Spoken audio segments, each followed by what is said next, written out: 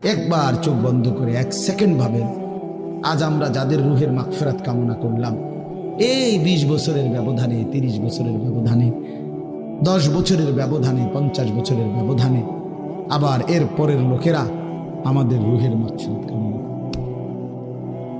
এটা কি পরিমাণ বাস্তবতা, কি পরিমাণ বাস্তব!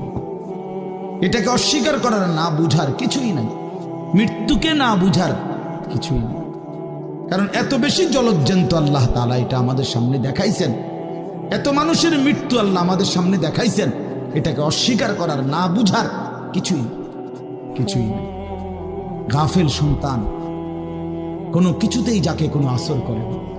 আহা, আপনারা জানেন না, আপনাদের এক এক ছেলের অবস্থা হলো কলিজাটা পাথর হয়ে গেছে, কোনো কিছুই তার কলিজা নাড়ায় না। এত শক্ত জানোয়ার যে খোদার 365 দিনে কোনো দিন ফজরের নামাজ পড়ে না, একদিনও না। মানুষের বাচ্চা এত বড় জানোয়ার হয় কেন? আরে তুই কোন মানুষের বাচ্চা? তুই কোন মার দুধ খাইলি? নাফরমান! কেমনে মানুষ হইল? এটা কি ধরনের মানুষ? একদিনও নামাজ পড়ে?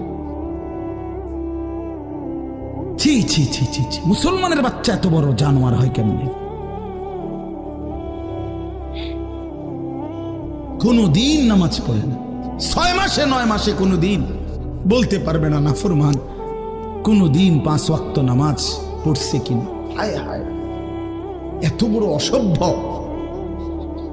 মায়ের সন্তান হয় কেমনে? বাবার সন্তান হয় কেমনে? চিন্তা কর, কোনো কিছুই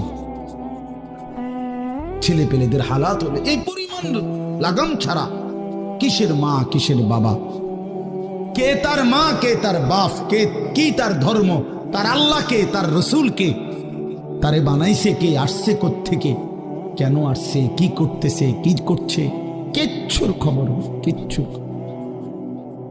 খবর। আসে, হাঁটে, বুট খায়, বন খায়, মোবাইল টিপে, খারাইয়া মতে, বইয়া মতে, বন্ধু বান্ধবদের সাথে আড্ডা দেয়, মেয়ের পিছনে ঘোরে, অসভ্য অশ্লীল কথাবার্তা বলে। এটা কি এটা জিন্দিগি?